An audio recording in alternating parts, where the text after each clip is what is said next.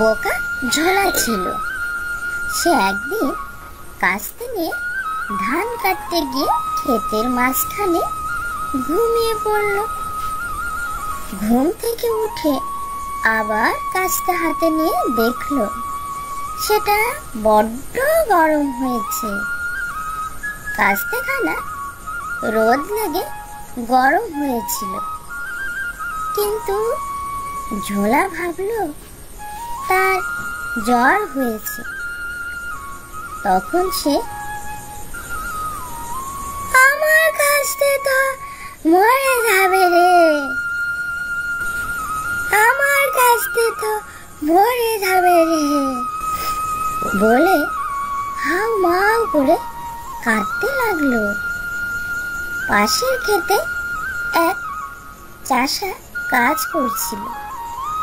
ঝোলার কান্না শুনে সে বলল, কে হয়েছে? ঝোলা বলল, আমার কাস্তে জ্বর হয়েছে। তা শুনে চাষা হাসতে হাসতে বলল, ওকে জলে ডুবিয়ে রাখ, জ্বর সেরে যাবে। জলে ডুবিয়ে কাস্তে ঠান্ডা হলো। ঝোলাও খুব সুখী হলো।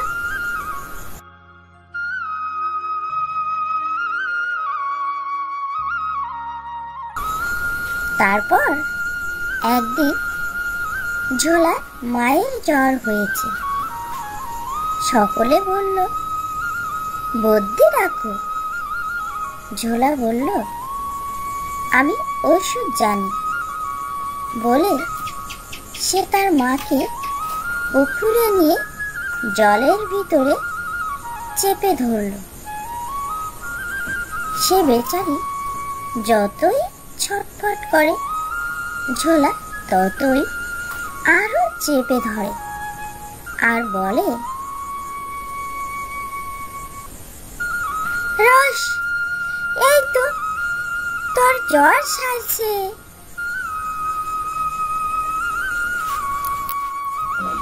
তারপর যখন দেখলো বুড়ি আর নড়ছে চড়ছে না, তখন তাকে তুলে দেখে সে মরে গেছে। তখন ঝোলা চেঁচিয়ে কাঁদতে লাগলো। 3 দিন কিছু খেলো না, পুকুর পাড় থেকে ঘরেও গেল না। হায় হায় হায় হায় রে, আমার কি হলো রে, আরে আমার কি হলো রে, আমার মা